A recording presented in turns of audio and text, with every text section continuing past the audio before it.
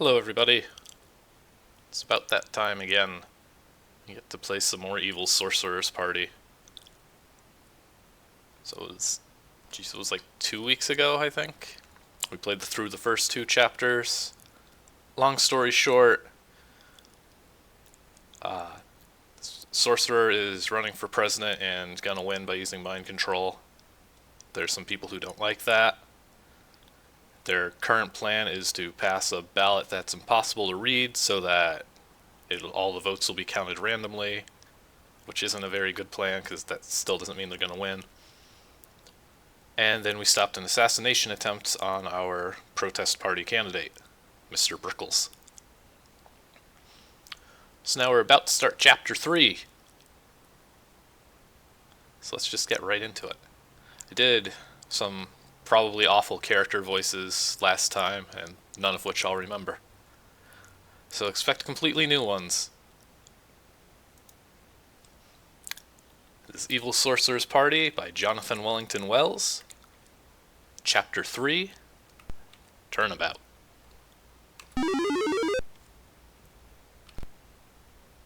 Next day. John Cleedle shifts and adjusts his tie, then steps into meeting room A of the Red Ring Convention Center. He knows that, should he fail to get his ballot passed by this committee, he will face utter financial ruin. Burglary's easy, diplomacy's hard. A stout bearded man speaks to Cleedle as he enters. There you are, Mr. Cleedle. Sit down and we'll begin.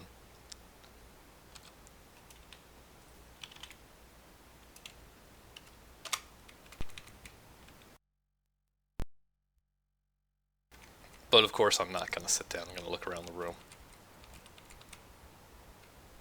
Oh, this is a classic ZZT joke.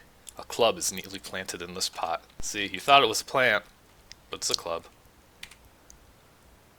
Small box mounted on the wall features temperature controls on its side. Must be the thermostat. No need to mess with it yet. Spiky green plastic ball buried in a pot. Got Winston, who's pretty annoyed with us. Empty boxes of donuts. And some tinfoil. This is definitely Chekhov's thermostat. I have complete confidence we'll be using it later. Hello, Nicole. The Plants Are Planted by Arthur Siegel. What do we got in this one? A spade, embedded handle first into a pot full of soil. And lastly, is it going to be a torch or a giant yen sign? It's a torch.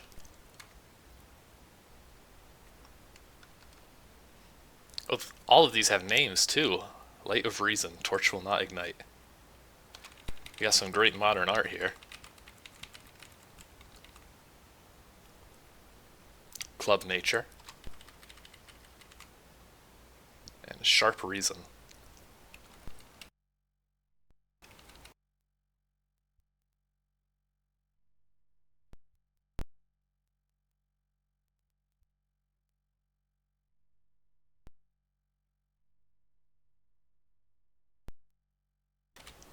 Alright, I guess we should sit down. Looks like everyone's here. Let's go around the table and introduce ourselves. We'll start with me.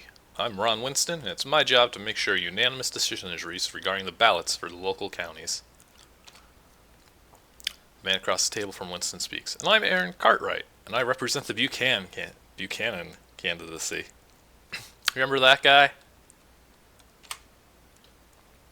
I'm John Cleedle, and I represent the Brickles candidacy. An angular fellow in a robe, sitting directly across from Cleedle speaks. I am Octanar, and I represent the Lollipop Guilds. Blink stares. Well, you're a cheerful lot. I've met corpses with a better developed sense of humor. Reanimated corpses? Yes. Well, I suppose that's something. In all seriousness, I represent the Nyarlathotep candidacy. Good, that's out of the way. Now let's get down to business. He pulls out a binder and several pens from an attached case. The designs are in this binder, and here are your complimentary pens. Passes around several somewhat decent ballpoint pens. Alright, we're getting all sorts of good stuff. 3 long, hot, tedious hours of ballot examination crawl along. The hairball ballot, being the last submitted, still has not been seen. I wish somebody would fix that thermostat. This heat is really getting to me. Octanar produces a spray bottle. You should get one of these. Well, I believe it's time for our late morning meeting to come to an end. Lunch break, everybody. We'll meet again at 3. Will we be here past 7? Got to get to a party at the Waits Hotel. Clearly name dropping. I don't want to disappoint the governor after all. He looks somewhat smug. This Cartwright guy is terrible. You're going too? I intend to dress up as a monkey. Oh, I guess it's a costume party. They should have mentioned that. Well, we'll be done by then. Or maybe it's not a costume party. Maybe he's just gonna dress up as a monkey. Oh, I'm going as an owl. Say, who invited you? Lucy Dimsdale from PR. In case you forgot, this game has lots and lots of dialogue. She's a good friend of mine. Let's talk about this over lunch. Well, that's how nice of them to leave. So now we have these 2 people who don't like each other stuck in a room that's too hot. Mr. Cleedle? What? There's something of extreme importance I must speak to you about. Listen and listen closely. We are more alike than you think. You are the light, and I the shadow. That isn't alike at all. Don't interrupt. You are the sunrise, I the sunset. You are the sky, I the earth. You are Abbott, I Costello. Now if you would just tell me one way that we're alike. For one thing, neither of us gets invited to many parties. Now, if you excuse me, I think I'll get a snack. He takes his briefcase and gets out of here. Or maybe not. Say, wait a minute. Yes? This business of hypnotizing people by television, don't you ever find it, immoral? Everybody uses propaganda. Are we to blame for being so much better at it? Besides, we could hardly call ourselves the Evil Sorcerer's Party if we didn't do evil things. It would be misrepresenting ourselves to the public. Cleedle nods and suddenly looks confused. Oh, but why wouldn't you do that? I mean, because it's evil? I don't see the logic in that. Because it's unprofessional. There's a difference between immoral and unprofessional. Well, all questions of professionalism and ethics and all that confusing stuff aside, how do you do it? You'd have to ask Nyarlathotep. If I hypnotize somebody, I have to do it the old-fashioned way, with a pocket watch on a fob and a magic chant in an appropriately deep, sonorous voice. So all it takes to perform hypnosis is a watch, a deep voice, and a chant? Pretty much. Why the interest? Oh, nothing at all. Well, if you don't mind, I'd like to get my lunch now. Takes up his briefcase and weighs it in his hands. A bit heavy. Well, what do you know? I brought my lunch. He sits down and begins nibbling at a sandwich. At the rate he's going, he'll be here a while. Every so often he sprays himself with a water bottle. Alright. So our goal is to hypnotize this guy so that he'll vote in favor of our ballot. And how do we do that? What do we have on us? Got a napkin. Is that the ballot? A ballpoint pen and some foil. Yes, it is. And no more chair poetry.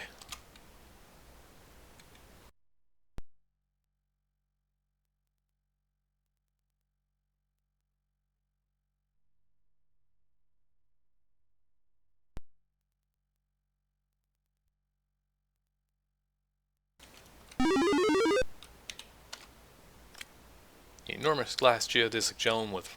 I cannot talk today.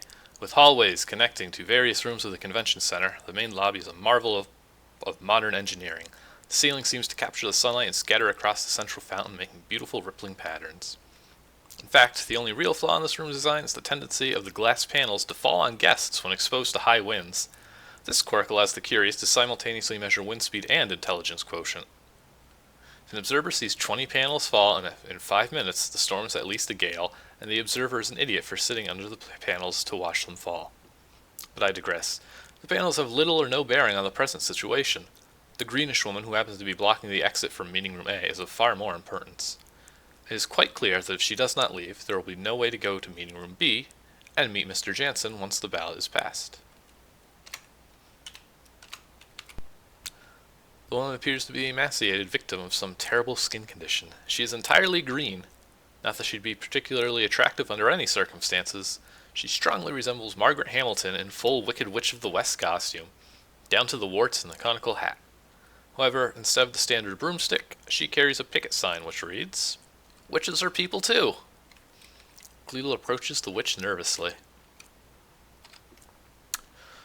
"So, what are you picking about?" "The Witch EPA wants its rights. We want representation. It's our ballot too. We want in! We want in!" Oh. Oh, sorry about my manners. Name's Gorilla? Is it Gorilla? I think it's Gorilla. Now, we want in, we want in. Yes, I understand that. It's all very reasonable. But where are the others? The witch, now suffering from a hoarse voice, quiets down considerably. What others? The other members of the, Witch EPA, Exotergy Practitioners Association. I'm the only member. Are you the only witch alive? Well, the only one of the classic Halloween familiar bearing broomstick and cauldron kind.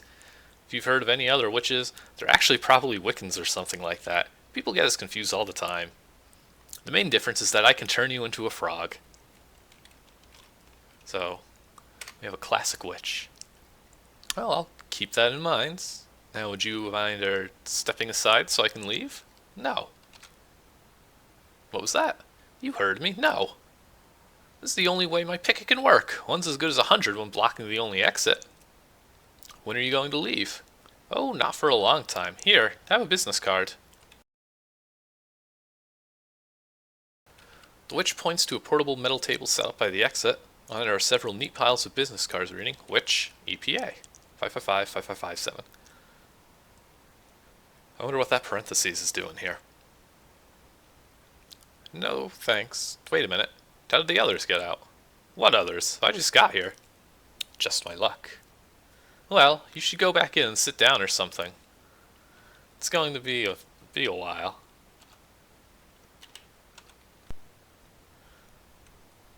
I'd push her, but green is not my color. Okay.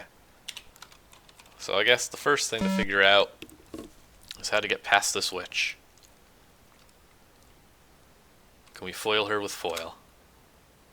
No, we cannot.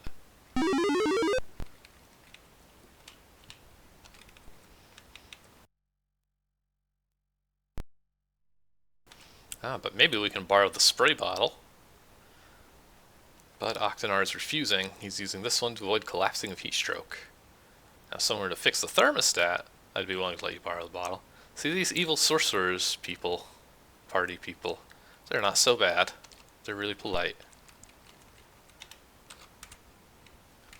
Just pry the cover off the thermostat. And there's the problem. There's a bad connection, a broken wire. I'll need to use something as a conductor. Well, this is like Adventure Gaming 101. Just stick some foil in there with your bare hands. Just wrap up those wires in foil. That works. Now just push the reset button. Oh no, it's one of those little inset ones. They need something small and thin to poke. Well. Oh, the pen. We'll push the reset button with the tip of the pen and closes the thermostat. The room immediately begins to feel a lot cooler.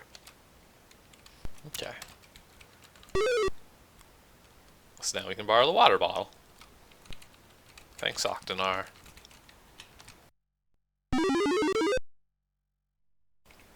Goodbye, witch.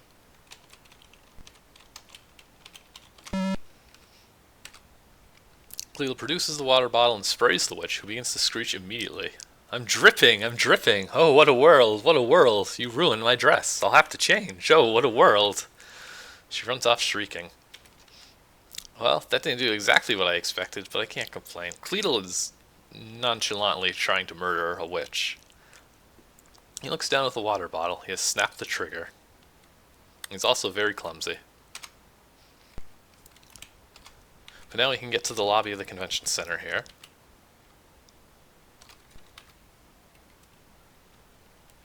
There's the business card. I don't need a business card, at least not one that says which EPA.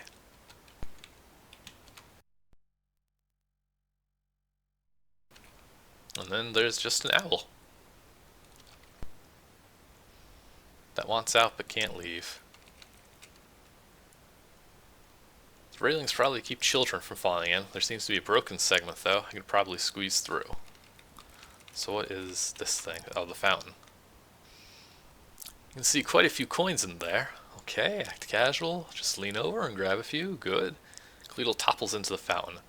Might as well fill my pockets while I'm in here. Cleedle pockets several coins and steps out of the fountain. Good job, Cleedle. This is our hero, everybody.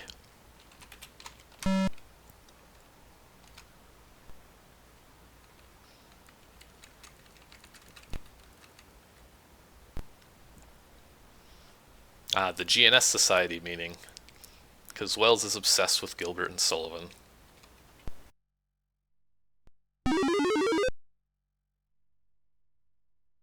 This meeting room appears to have been transformed into a crude recording studio. An array of speakers stands upon the speaking platform at the far end of the room, attached to some form of disc player.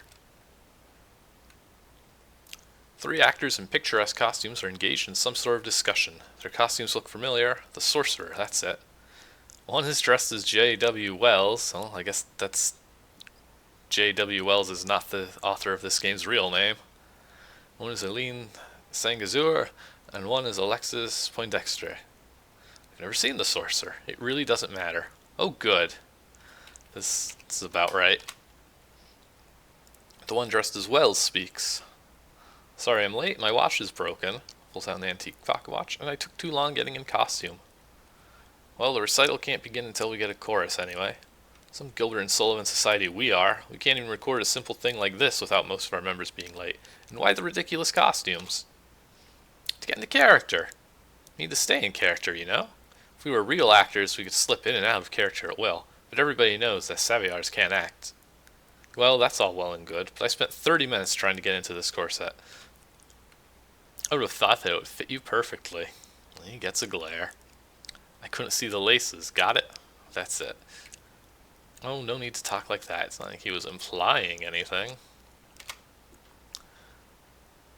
I brought the tapes. One of them's in this recorder here. I wanted to listen to it on the way to the recital. He pulls the tape recorder out of his hat. Yes? I said to keep this under your hat. I meant not to tell anybody. Wells stares uncomprehendingly. Now, the recorder should be unnecessary. You can leave it on the table. We have plenty of equipment. Wells puts down the tape recorder. Just wish we had something less scratchy. They don't want that vintage sound. What, in the way of background accompaniment or soprano? Ow, I didn't mean it. Nobody likes puns in this game. Okay, now they finally acknowledge Cleedle, who immediately wants in on this. Oh, I'm standing in for one of the chorus. Well, relax, go get a snack or something. We won't be starting for some time.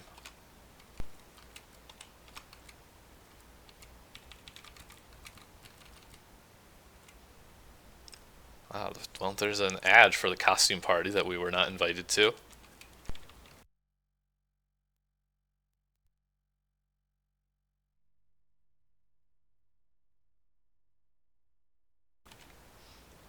Oh no, are we gonna play awful music? These people who only like their classic British musicals? Cleedle turns the dial to KMOO, the local rap station. Oh, it's a rap joke. Turns up the volume, pulls off the knob, and flips on the radio. The screams begin immediately. And... okay, well I guess we've distracted them. Oh, are we going to actually get some not very ZZT rap music? You know, this brief little composition bears no resemblance to real rap, which is actually quite subtle from a harmonic standpoint, rhythmically complex, and most importantly, very, very loud. I fear it will never be as loud as any of the true artists of rap. Oh well.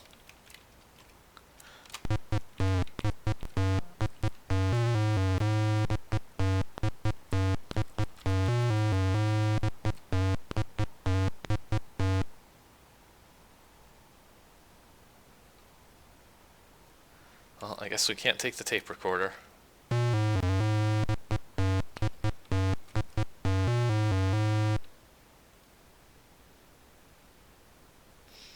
And more great puns. And this great beat.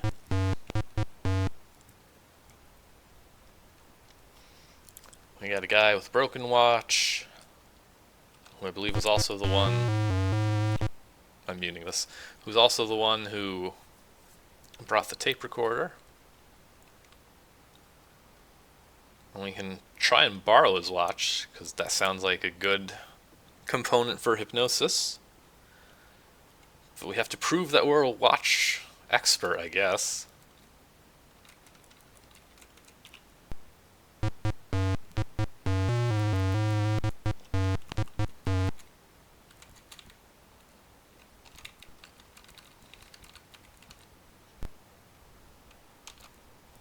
Okay, so this game comes with a walkthrough, and I remember this puzzle.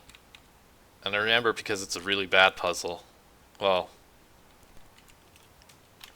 maybe I'm harsh. I'm not very good at adventure games, but I definitely had to look this one up. So this Witch EPA business card.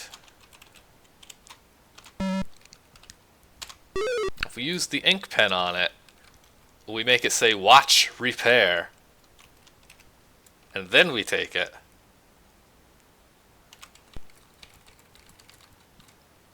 And now we can convince Wells that we know how to repair watches.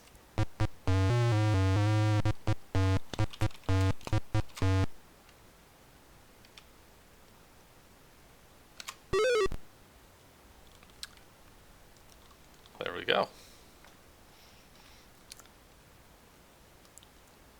This is apparently an elaborate ruse to get Wells' phone number.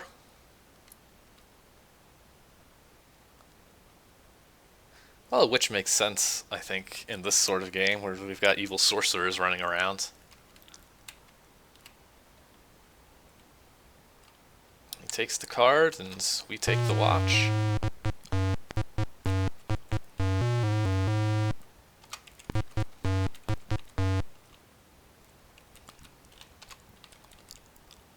So we've got one of our components for hypnosis.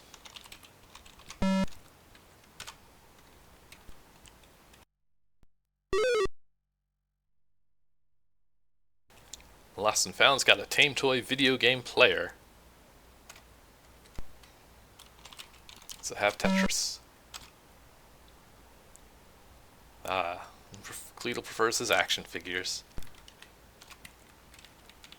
Let's talk to this person here in the lobby. A teenage boy in grimy jeans and spiked hair is running this information booth. The moment he's disinterestedly skimming a copy of Popular Hypnosis, which features an article on hypnotic chants. There's a tag on his shirt that reads, "Hi, my name is Monty. Hello. Welcome to the Red Ring Convention Center and Historical Site. Do you need anything? We rent tapes and players." What's that magazine you're reading? It's Shakespeare. What do you care? Some lunatic in a robe dropped it. I was wondering if I could borrow it. And what would I do to pass the time? Count the falling ceiling panels? Our 10th mayor got killed doing that, you know. That's the reason this is a historic site. Some idiot got a plate of glass in his brain. I mean, if it had been me, nobody would have cared. But some important person gets his head smashed, and this is suddenly a historic site. The tape's really short, you know. It just tells you about the dome and where the mayor died and all that. It's not even worth a few dollars. This is an accurate depiction of a teenager. So, I can't borrow the magazine? I'm bored enough as it is. Can I at least borrow a tape player? Cash up front. Okay, well. These puzzles are very closely spaced, I guess would be the best way to put it. And that's definitely a ZZT thing. Because you have to use a flag to keep track of each item. And you can only have 10 flags total. And every time we type +I to open the inventory, that sets a flag. So you really can only ever have 9 items at once. Just no matter, unless you start doing some really annoying like flag compression, where you check that you have these two flags set, clear them both, and set a flag that counts as both of them being set, and then have every object check for the individual things and the combined flag. It's a mess. But despite that, and the fact that you have to open up the cheat prompt every time you want to open your inventory, there's a surprisingly large number of like adventure games in ZZT like this. So let's get our tape recorder, I guess, with the fountain money. The Stony Co. tape player. No record function, no multiple speeds, it just plays, rewinds, and fast forwards. Looks like a normal tape recorder. Count the buttons. So we get ourselves an amazing, crappy tape player. We also give him the Tame Toy. A Tame Toy Pro. And now we have the popular Hypnosis magazine.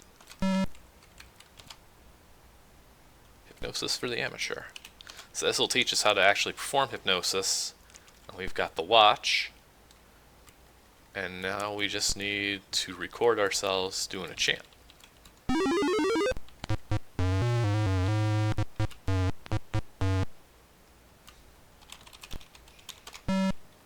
So we can swap our crappy tape player for the good one.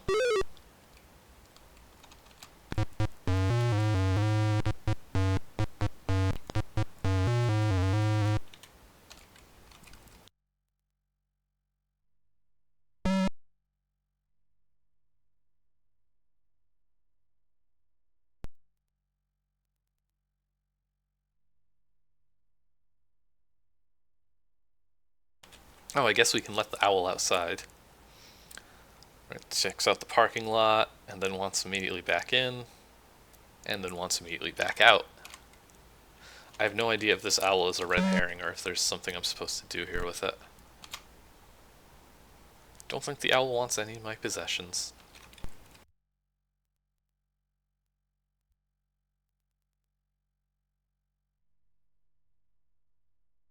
Oh, this is the spot where Mayor Slim Pato died from head injuries caused by a falling ceiling panel.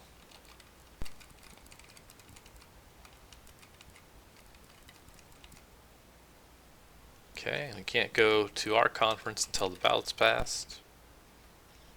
And the other rooms are empty.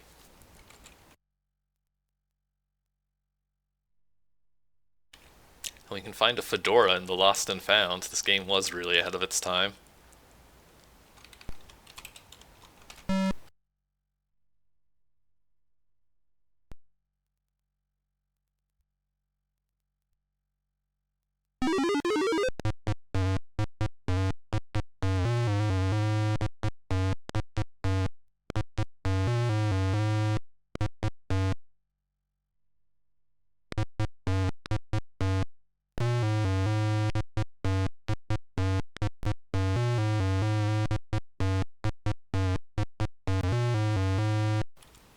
And I'm not entirely sure what I should be doing next.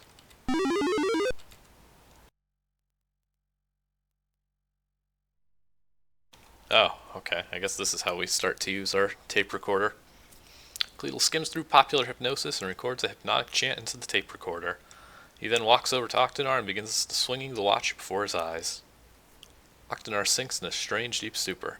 Cleedle pushes a play button on the tape recorder, saying it's slow speed, which I guess is how he makes his voice deeper. Sleep. You are getting sleepy. You will pass the hairball ballot. When I wake you, you will remember nothing. Cleedle snaps his fingers, and Octanar immediately returns to his sandwich. Odd, I feel a bit disoriented. A low, distinct, menacing growl begins to emanate from the supply closet to the north. I think you should see what that is. Why don't you? One shouldn't die on a full stomach. It's unhealthy. Makes sense. Growling grows louder. Alright, so now we're making progress. You get to find whatever the heck is in the closet. Door's locked. I can't get in. Stand aside. Octanar pulls a scroll from the folds of his cloak and reads it. Disintegrates, and the door swings open. Go on in. What are you going to do? Oh, I'll cover you and make sure nobody sneaks up behind you. That sounds good. An awkward pause. Octonar chuckles. You go in first. You'll sneak up behind me and knock me out. Do I look like that kind of person? The kind of person to do that? I'd rather play it safe. And in case you forgot, the game opens with Cleedle knocking out candidate Brickles to sneak into the protest party meeting. So he absolutely would. The growl suddenly increases to a roar. I guess I don't have a choice. So alright, let's explore the closet.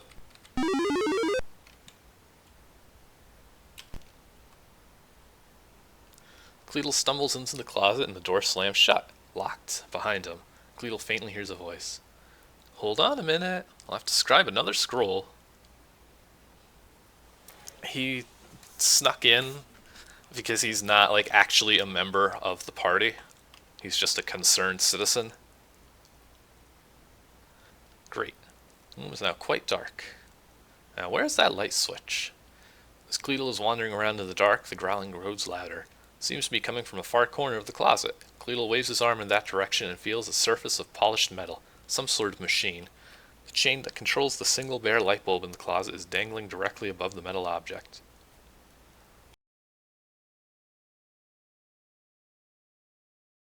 He was trying to get in because I think he wanted to like join, and he wanted some espionage and fun stuff as opposed to just registering for the party. He wanted to be an activist.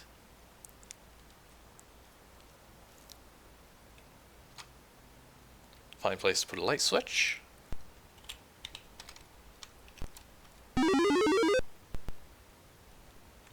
Cleedle turns on the lights and examines the machine more closely. It's a large squat box attached to an air vent, and is quite clearly the source of the growling. Upon closer inspection, the device seems to be some kind of fan, and is attached to a canister of some sort. It isn't working, though. The canister is tipped over, unopened, and has jammed the fan assembly. The growling appears to be coming from the now-defunct belt mechanism. They must have been trying to infect the protest party members in Meeting Room B with some sort of pathogen. If it wasn't for that malfunction, Cleedle unplugs the blower machine, but the growling continues, albeit very softly. This time it is coming from directly behind Cleedle. Now what is... Cleedle turns around.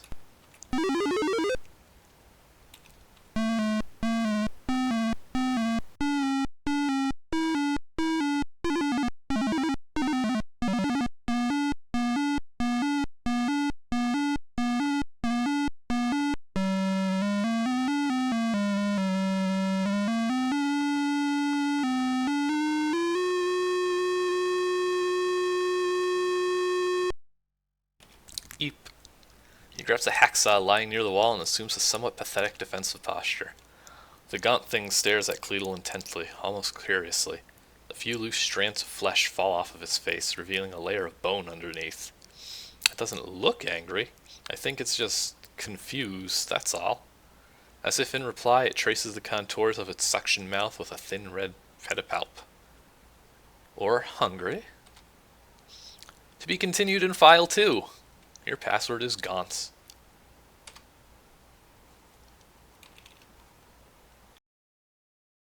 So that's File 1 of 4 now.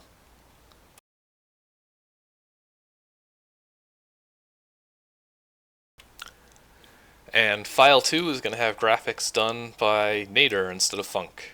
So it's going to look completely different, but still really, really good. Just in a different way. As you can tell by this weird fireball and kind of squat bowling pins on our title screen.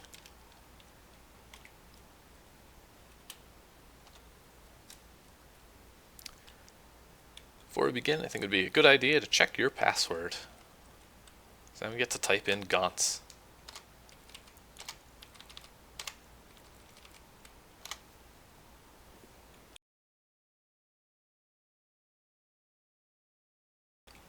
Oh wow, does it include the same dialogue twice?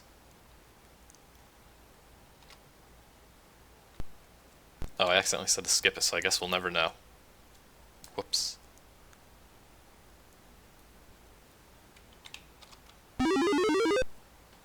Oh, to get And me talking about how great the art is, and then we get this. You get some genders and 2-hit armor class, hit points, armor class. You got all the stats here. NSA, CIA, MVP, environmental modifiers, saving throw bonus to PC, 1 versus death, -2 versus fire, 1 versus clown, lost 1 gray puppy, answers to Catesby. Alright, so we get this RPG battle. Yes, 8-sided die fans, it's finally here. One big board of number crunching fun. The Magician's Duel RPG engine. Features tons and tons of stats, dense instructions that must be read really, really carefully, cutting-edge ASCII graphics, amaze your Apple II Plus owning friends. Instructions for this turn-based RPG engine follow. I suggest reading them carefully. No inventory engine is used here. Cleedle and the Gaunt Thing will take turns performing actions. Each action will either serve to harm an opponent directly or counter another action. Hit points are visible in the bars on the right side of the screen. Try to keep yours. Effects that last more than 1 round are listed under status. Try to move them as soon as you can. They sap hit points quickly. AC measures how likely you are to be hit. Well, at least as far as you can tell. Okay, here's the important part. You can perform the following actions. Jumping rubber bands. This is a simple parlor trick in which Cleedle causes 2 colored bands to jump between his fingers. It is often used to open an act and break the ice. The elastic in Cleedle's sleeve should work well enough.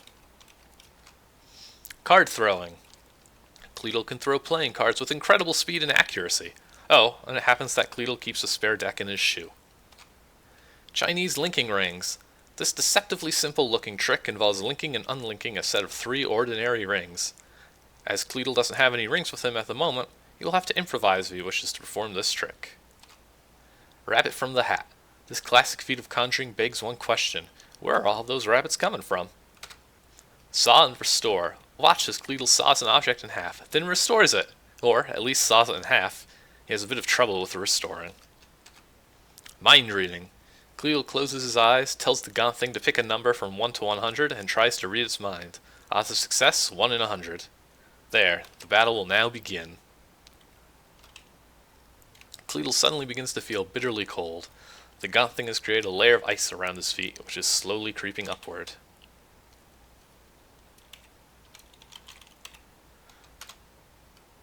Okay, and we're under the frozen status effect, and we have to pick ourselves a magic trick. So what here would help us?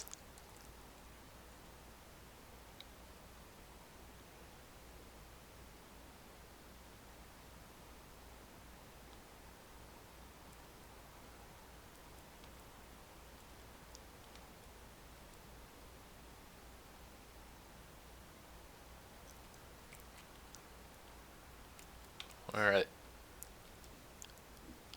We're getting this very difficult RPG battle. We're getting a request to saw and restore, so let's try it. Cleedle slashes at the Gaunt Thing with the hacksaw, attempting to have it. Yeah, that works pretty well. The ice creeps further upward, and we're already like a quarter dead. Mind Bolt. Cleedle hit for 1 HP. Choose a magic trick.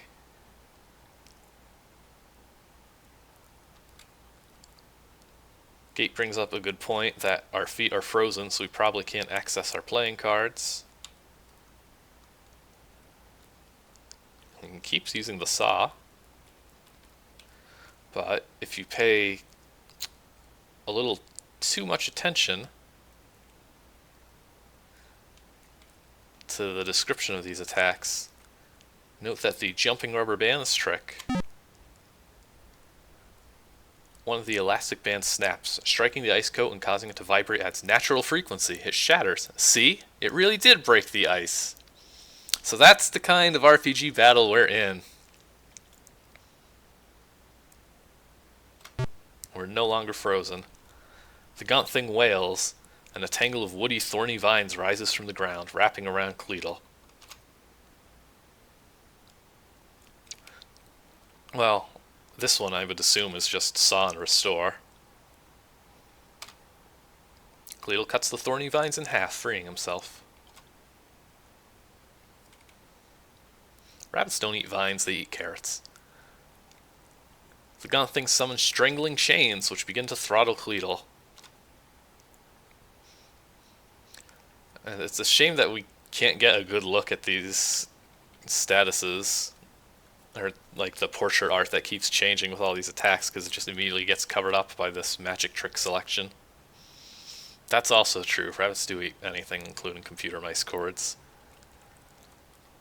Well, if we're wrapped up in chains, it's time for the Chinese linking rings. Cleedle performs the Chinese linking rings trick on the chains, detaches their links, pulls them from his throat, and tosses them away. The gaunt thing summons a heat-seeking fireball. No! The heat-seeking fireball chases its tail and disappears. Choose a magic trick. So now we're actually not injured, so we can saw and restore again safely.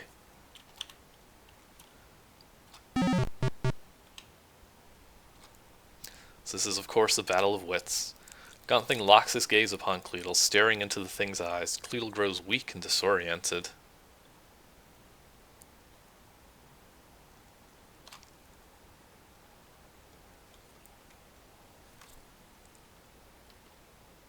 So this one I think is also fairly obvious. We gotta read his mind and break our mental connection.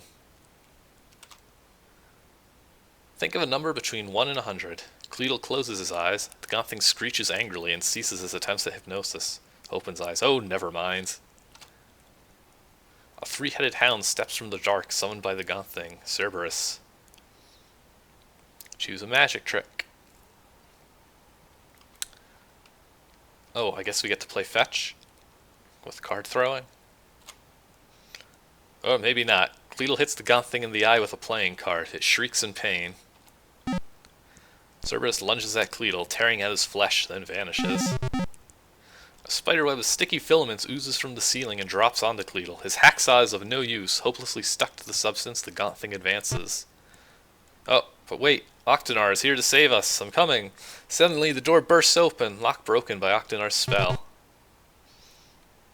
Oh, don't worry, Mr. Cleedle, I'm coming in. Octanar bursts into the closet and looks down. Well, better late than never, I suppose. Appears that you have lost the battle. At least you won't have to retrace your steps very far. So, the requirements for success on this are pretty tight.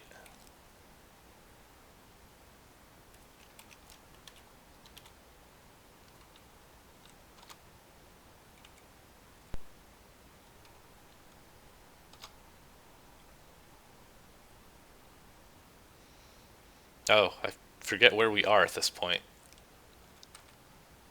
When I saved. Oh, this is when I was supposed to use hypnosis.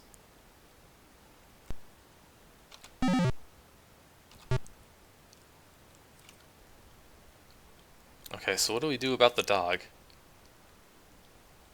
Oh, the rabbit from the hat. How did I forget about the rabbit? It's gonna chase that. Cleedle pulls a rabbit from his hat and releases it, distracting Cerberus. Both rabbit and hound disappear shortly. A spiderweb of sticky filaments oozes from the ceiling. Hacksaw is no use. Okay. Oh, so that is the end of it. We did it. The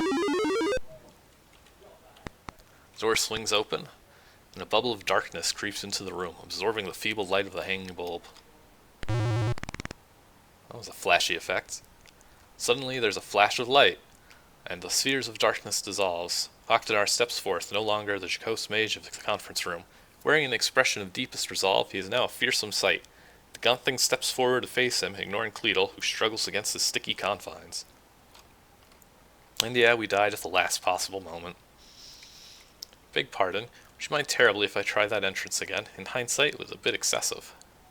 Cleedle makes muffled noises of agreement. If I am accompanied by a companion, darkness, and a flash of light when entering a closet, I doubt I'll have anything impressive in reserve for any future, more dramatic confrontations. Cleedle murmurs assent. The gaunt thing stands, immobile and patient. Aethelmertz, sit! Aethelmertz growls and sits down. Oof. Octanar produces a wash bottle of green liquid, which he sprays over the webs on Cleedle's mouth. The foul-smelling solvent makes short work of the tangled mess. That's much better, thanks. Really, I'm surprised that Sortorio let Ethel run about like that. He usually keeps a very close watch on it. He spots the blower in the corner. Well, well, well, what's this? Some kind of machine for distributing a bioweapon or nerve gas. It got jammed somehow, and that's what caused this growling noise we heard. So this is just Resident Evil now. Oh my. Yes, it was a close call. That's not what I mean. That's the Oberon virus. He gently removes the canister from the device. And I trust, Octanar, that you will replace it now. Octanar turns slowly. Aethelmertz is holding a small videophone-like device, some sort of advanced communicator. A cadaverous face is visible on the screen. Sartorio, I don't think I heard you correctly. Replace the canister. It was agreed that the virus would not be used under any circumstances. There has been a change of plans. Replace it. What's going on? The Oberon virus was engineered by the ESP to counteract the effects of the mind control immunization. However, tests indicate that the side effects are devastating. The virus reacts to the anti-mind control antibodies so violently that victims lose most higher brain function within hours. Unfortunately, it seems likely that you've been exposed. That's awful! Yes, it was a very poor way to deliver exposition, wasn't it? The canister, Octanar. Octanar weighs the canister in his hand, hesitating for a moment. I'm sorry, Dave, I can't do that. Octanar tucks the canister under his robe. Very well, Aethelmertz. Kill. The communicator blinks off, and Aethelmertz leaps forward towards Octanar, claws flailing. Octanar incinerates Aethelmertz with a gigantic fireball. That was astonishingly simple. I guess I weakened him. How did you manage that? Get me out of this web and I'll tell you all about it. Yanking up the layers of webbing. I suppose I'm a protest party member now. Do you have a choice? No. Pulls off the last layer of webbing. I suggest you take a nap and rest a bit before the ballot vote. Oh, and take this. Cleedle steps out of the web. Octanar hands him a small capsule. And what is it? An antiviral agent. It should nullify the effects of the virus. So that's why Ethel was able to hypnotize me. My immune system had taken a hit. Hypnosis, I could understand.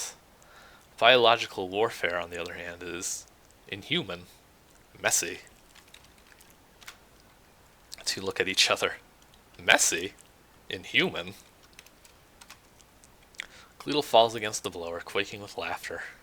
It's been a long day. Alright, so you've escaped from the closet and finished up Chapter 3. So now on to Chapter 4. Dumb Thing has survived. The inventory engine returns, at least for some of the chapter.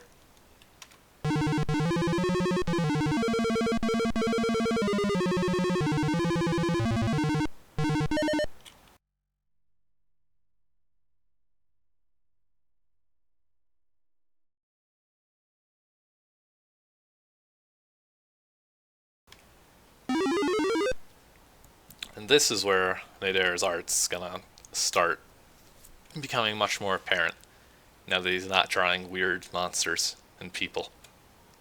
Meanwhile, in Maryland, a note from Wells. You're about to be hit with a hefty information dump via Cynthia Burns' PDA. Please look at all the options carefully. Not only does the PDA contain plot information, there's a key bit of character development tucked in there, as well as a few clues. From Jansen to D. Tershi. Agent Burns, I trust that your journey to Maryland has been satisfactory. There's no longer any doubt of Agent Sartorio's destination. Our intelligence has traced him to Sweeney Land, the ZZT-themed park. I sent you an encrypted mission briefing. The decrypting software we have installed on your PDA should be able to decode it. When you have closed the file, it is set to overwrite itself 500 times. James Jansen. Now we get this cool PDA interface, and yes, that wall definitely said moo. And we get to play as Cynthia Burns again, who was the one who foiled the assassination attempt on Brickles earlier in the first file. So let's check out our encrypted attachment, I guess. Oh, it's ROT13 decryption complete. What will they think of next? Operation Burning Pretzel. Objectives: find and capture Agent Sartorio. Kerrigan must survive. I added the second one myself. One objective just didn't seem like enough.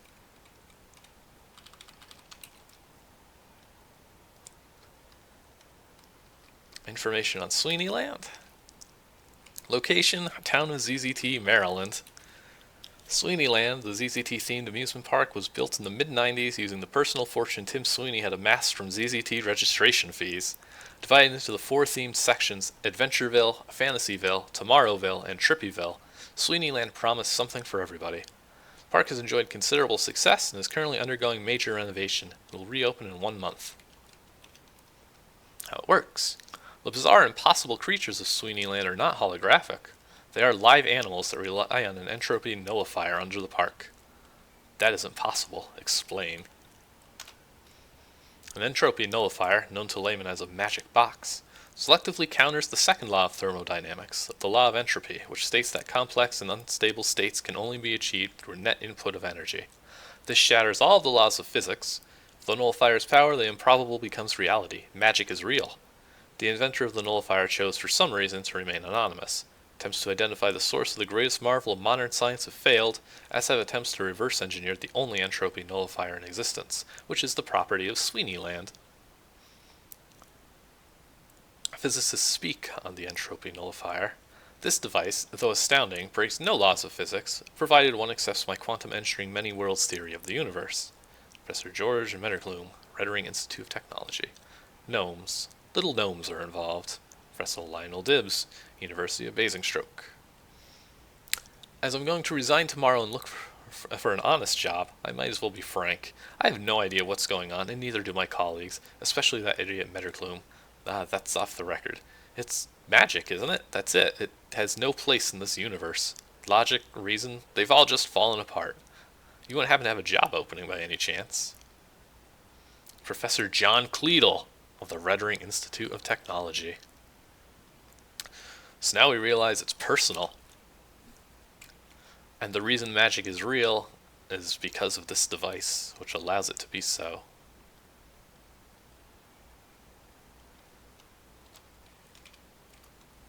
Let's check our equipment. We get a PDA. This game explains what a PDA is, in case you don't know what one is. Which in probably a decade, a lot of people won't. Communicator, you're a communicator. Designed to keep you in contact with Protest Party HQ. It has been repaired. Map, a small plastic card that bears a map of Sweeney Land. Dart gun, a compact weapon that fires tranquilizer darts. Rope, 50-foot rope made of a strong, lightweight polymer.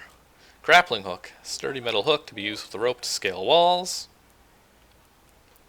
And we get our organizers, the last thing to check out. Our schedule for Saturday: meet Sartorio, arrive at the airport, arrive in Annapolis after an unknown but ridiculous number of delays and layovers. That's that airport humor. Obtain equipment from headquarters, begin looking for parking space at Sweeney Land at 1:15. I bet the next time is going to be like 6 in the evening. Nope.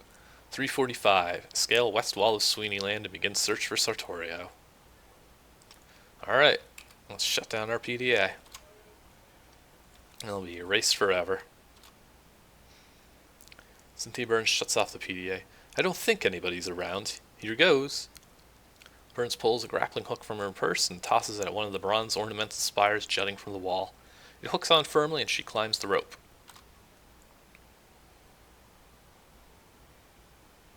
Burns climbs to the top of the wall, pulls the rope after her, throws it over, and begins to slide down it. Save now. Well, that's a good sign. So we're at Chapter 4.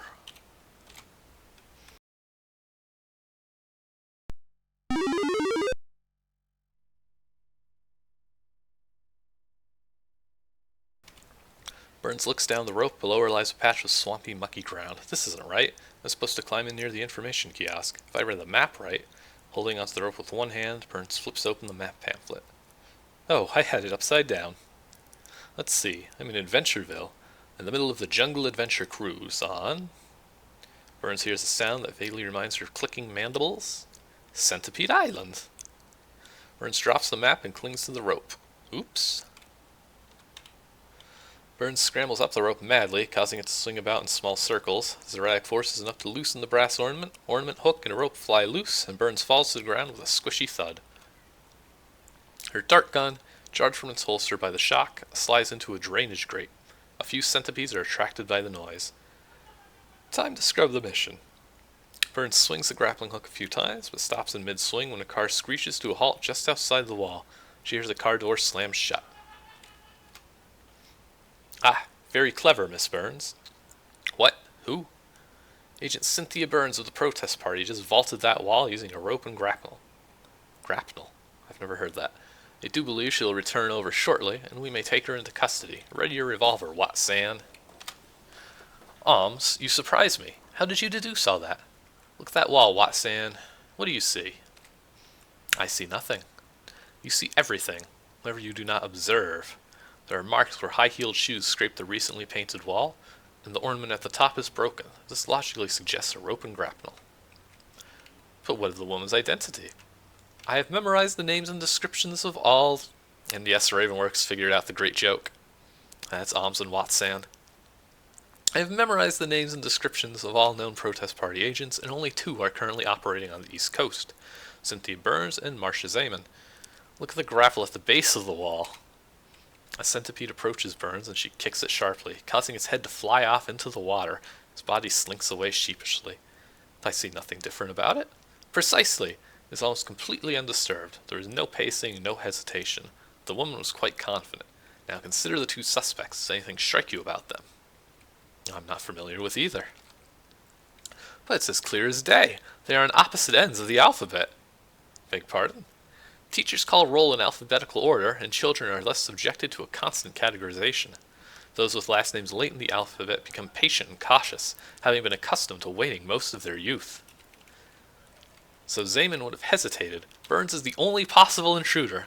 But tell me, how do you know that she will return over the wall? She has just jumped into a centipede habitat and has no other means of escape, as the jungle cruise's water has been recently stocked with piranhas. I think she would prefer capture to ingestion, he coughs. Agent Burns, come out at once. We will not harm you. If we don't intend to harm her, why must I ready my revolver? Oh, be quiet, Watson. So much for going over the wall. You can pick up the ornament, and we got all these centipedes to not get eaten by. And this chapter's fun, because it's using all these classic ZZT things like centipedes, and managing to incorporate them in what's a much more modern designed ZZT world. Bits of grey robe cling to the skulls. Sorcerers? Why so many of them? Does Sweetie have some sort of sorcerers get in half price thing going on? There's a lot of dead sorcerers. And a rock. And a bigger rock.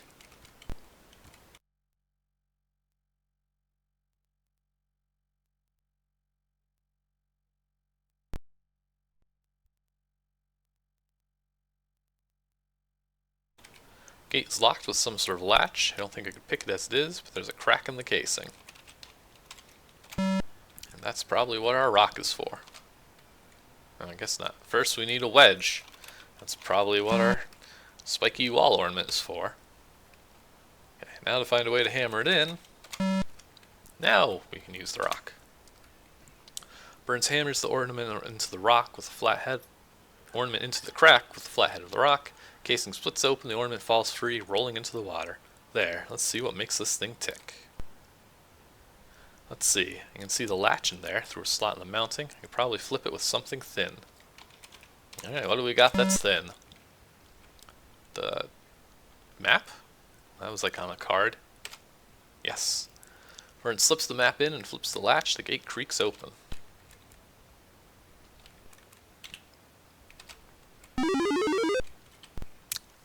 From the memoirs of Yoso Matt Watt, MD.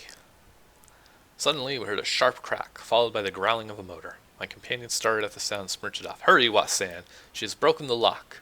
I ran at my comrade's heels, shouting after him, "Surely it is too late, Alms!" He stopped at the side gate. "No! Shoot the lock! We may catch her yet!" "Ah, I've been an utter fool. If she escapes, I will never forgive myself." With one shot from my revolver, the lock snapped and Alms flung open the gate. In a matter of minutes, we had kicked open an emergency exit of the jungle cruise ride and found a motorboat. "She can't have disembarked yet," muttered Alms as he started the motor. "She would have been mauled. No, she'll try to reach the loading dock of the ride, no doubt." At a sign from Alms, I opened the throttle, and we sped down the artificial river. We soon spotted Agent Burns, but she gunned her motor as we approached, forcing us into a desperate race. "Watch out for the banks, Watsan! If we capsize, the piranhas will be the end of us!" An object flew past my ear, a throttle handle. Burns had snapped it off in her panic and should be unable to stop her boat. This would be a mad chase indeed.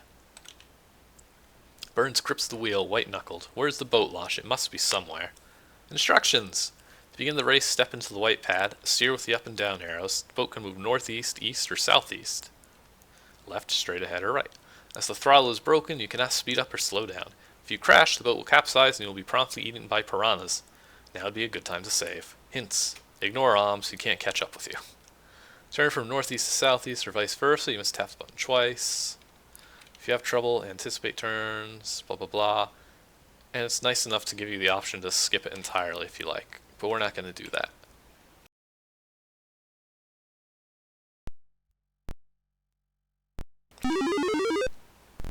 Oh wow, this is running laggy even with DOSBox set to just use as much CPU as it wants.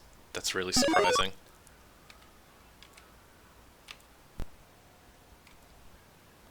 Well, and it crashed and died.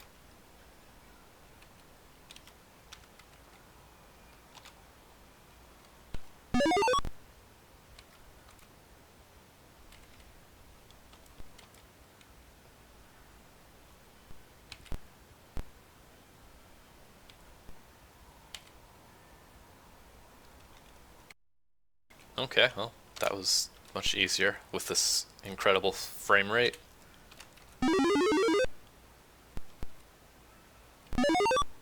Oh, okay, that was running at full speed. And you were doing so well.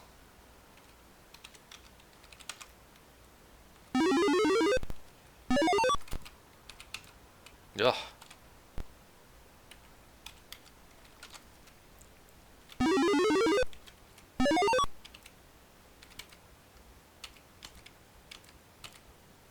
There we go. Alright, now we're at just a cutscene, so we should be safe. Suddenly, Cyrock's boat wheels about to an halt. Now why? A submerged rubber roller, intended to propel the ride's boats onto the dock, answers Burns' question sharply. Upon colliding with it, her boat capsizes, flinging her to the piranhas. Well, I guess we're gonna die.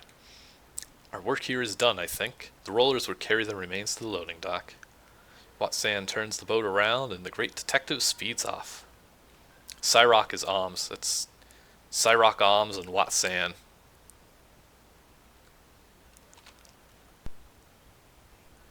The piranhas circle around Burns, who vainly attempts to clamber onto the boat. Oh no. Suddenly, a gray fin shoots through the water, racing towards Burns. The piranha darts aside as it nears. A river dolphin surfaces, offering Burns a dorsal fin. I've always wanted to do this. Burns grabs on, and the dolphin shoots off, towing her along. And so we get rescued by a friendly dolphin. And we get this really good picture of Cynthia hanging on to for dear life to this dolphin.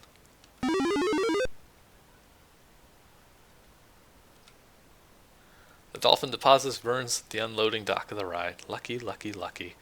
Burns begins to climb up the sloping path on the hill. What? No thank you? Burns spins around. What? That always gets him. Name's Hal. Say, wouldn't leave that way. The alarm's sounding. Believe me, I can hear it from the other end of the park. And you'll be caught if you go now. Park's swarming with them. With who? The guys in the robes, the sorcerers. I think you should hide, maybe behind the bushes over there. They'll look. That'll be the first place they'll look. Well, make sure they don't look. Think of something and hurry. The torch counter shows how long you have until you are caught. Alright.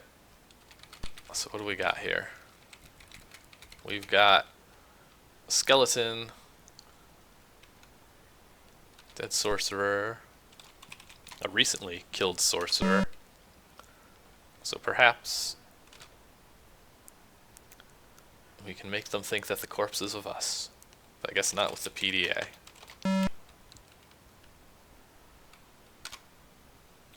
Use the grappling hook and get rid of the robe fragments.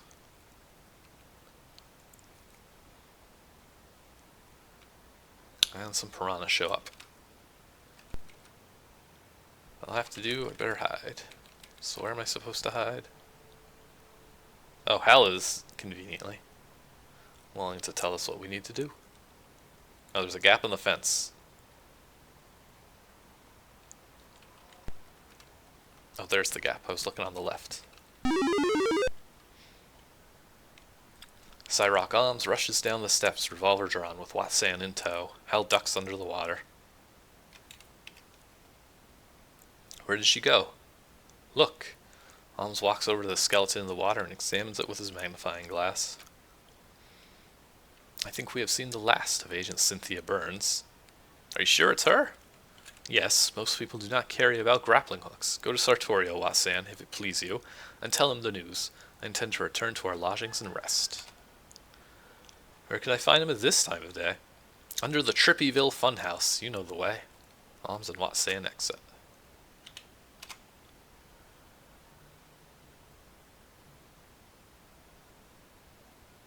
Burns steps out from her hiding place and Hal surfaces. I wouldn't leave yet. The alarms are still going. I can hear him. Wait a bit. Burns walks over to Hal and sits down. There's a pause. Thanks. I really don't know what to say to a talking dolphin. I'm not a dolphin, I'm a shark. You can't fool me. You're a river dolphin. Your back is curved. Scoliosis. How does a shark get scoliosis? Well, carrying you might do it. Okay, oh, I asked for that, didn't I? Okay, then. You have a blowhole. Explain that. Bullet wound. Got it in, I don't know what to say to that. Look, I'm a shark. Think about it. You ever heard of a talking dolphin? No. Well, that proves it. Burns is nonplussed. Hal motions her to lean over and whispers to her. Listen, the piranhas think I'm a shark, and they stay clear of me. They knew I was a dolphin, I'd be dead in a second flat. So enough about the dolphin thing, okay? Burns nods. But how can you talk? You ever been exposed to magic waste? I worked here. I have. I once had opposable thumbs and a straight back. But there was an accident with the Sweeney Land magic engine. It blew a fuse, and here I am. So this game has dolphin transformation. Wow. But what this about the park being filled with sorcerers? Wait a minute. Alms and Watsan were after you, so you must work for the protest party, right? Yes. And you don't have a clue what's going on? I know that Sartorio came here and is hiding somewhere, probably leeching power off the magic engine. You're sorta right. Sort of. Think about it. Piranha in the river, powerful magic engine, Sartorio, Alms, and Watsan know the park like the backs of their hands, robed sorcerers running about the place, the pumps running the jungle cruise are still on, even though it's closed. Oh my. You've just stumbled into ESP National Headquarters. Sounds like the alarm stopped. It's been a pleasure. Hal dives back under the water and Burns paces up the steps.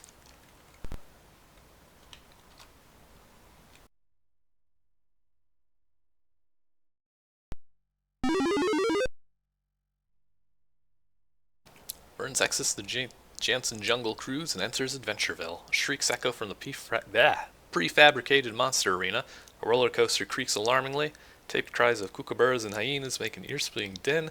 Through all of this noise, the sounds of chittering is audible from Bugtown. Burns struggles to focus as she reads her map. Let's see, Trippyville is to the east behind those gates. I'm locked out. Park intercom crackles to life.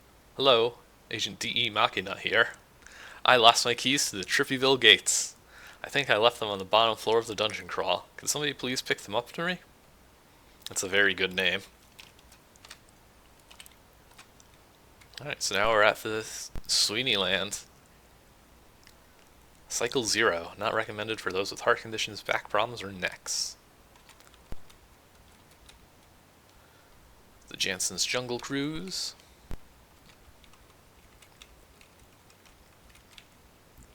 The prefabricated Monster Arena. Pay for health and ammo on entry, enter at your own risk.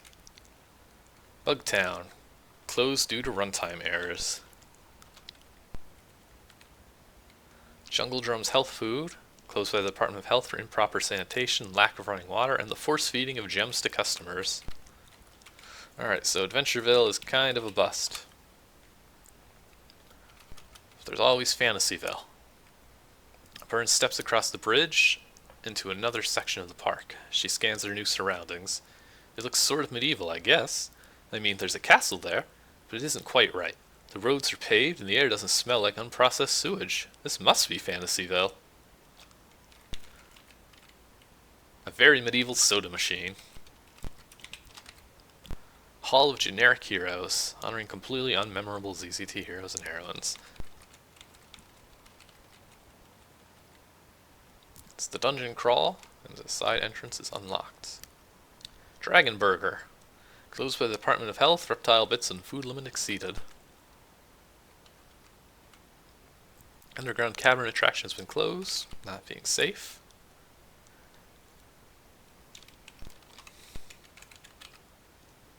Got Warlock Bob's Tower.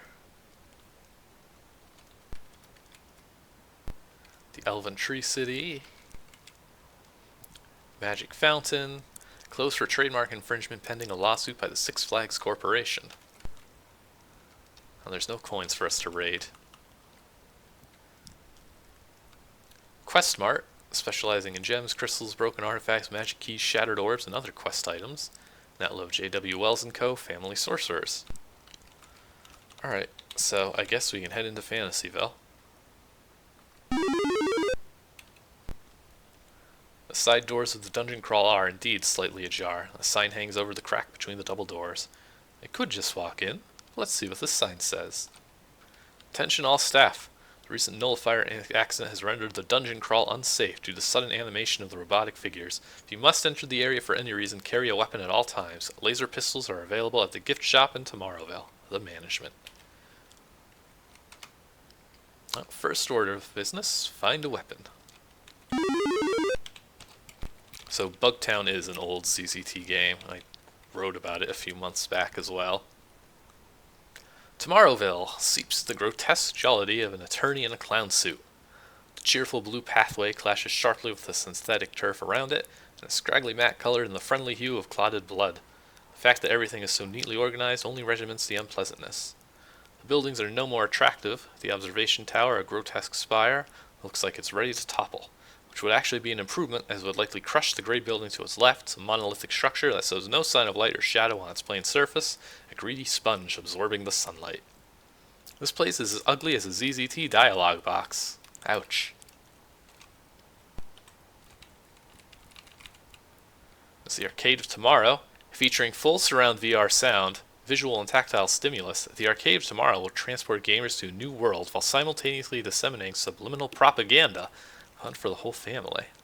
This game was ahead of its time. Rocket of the Future. Closed for repairs.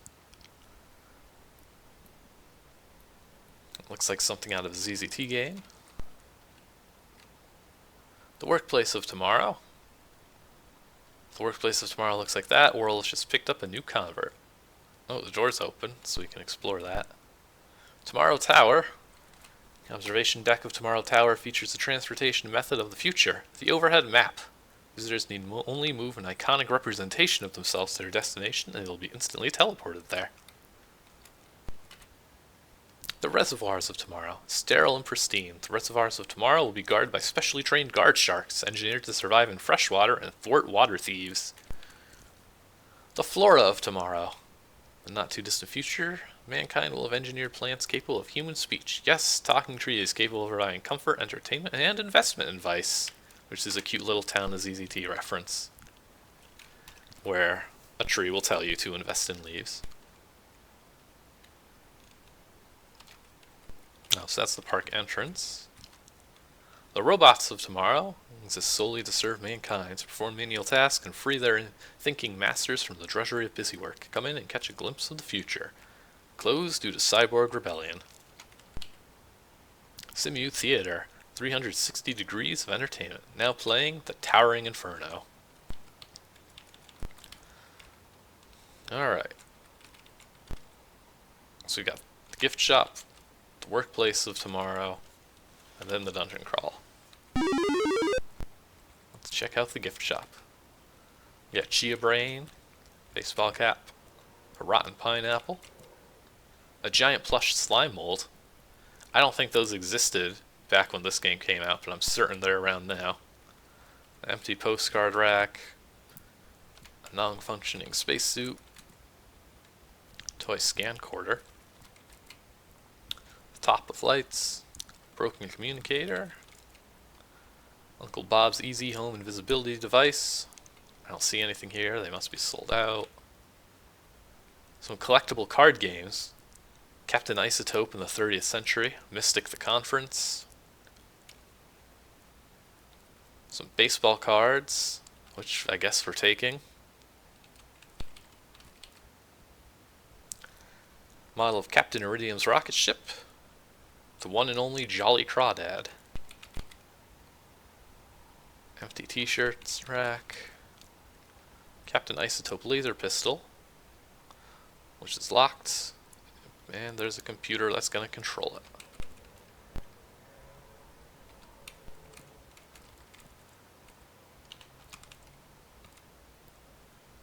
Blocks on glass counters are electronically controlled from this terminal. I see a few options that might have something to do with their mechanisms. Let's see, fleam the sprockets, diddle the ungulators, initiate the gamma graph, reticulate the splines, or just exit. Let's diddle the ungulators. Alright, they've been diddled. Initiate the gamma graph. Fleam the sprockets. Oh, puggle the pontonoids. That didn't help.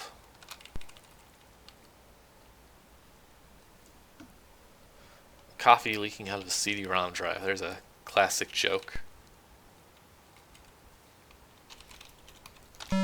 What do I have on here? I have a rock. Burns smashes the glass case with the rock, carefully reaches in and pulls out the laser pistol. While fails brute force can work wonders. And it's fully charged. Excellent. And yeah, puggling the pontonoids did reticulate the splines. Okay, we also got the workplace of tomorrow. Welcome to the workplace of tomorrow. This exhibit is currently being renovated, but you can visit the network node and cafeteria with one of our guides. This thing plays every time I walk in. Can we shut it off? I've tried all the buttons. And see the computing devices every office will possess in the blah blah blah. In the near future, offices like this will not only have large desks and computers, but potted plants as well. See the monitor of tomorrow from here. Alright. I'm seeing that we've been streaming for like an hour and 20 minutes. So I think I'm going to call it an evening for now. And we can finish up Chapter 4 probably Thursday. And hopefully get some of Chapter 5. And there's 5 chapters throughout the whole game. And there's 2 different versions of Chapter 5 where you get to pick which character you play as and see how their storyline resolves. Whether it's Cleedle or Cynthia Burns here. Oh, no, today's Tuesday. Oh, no, I'm sorry. Today's Wednesday. When I say, okay, start over. Today is Wednesday. I will stream again. Friday will be my expected day to stream again and do more of this. Today is very much not Tuesday. So, Friday. We will stream on Friday. Thank you for watching. We'll see the thrilling conclusion of Sweeney Land then, and get to explore the dungeon crawler and Trippyville, and learn some more secrets about the evil sorcerer's party. So thank you for watching, and we'll see you then. And I should probably make one last save.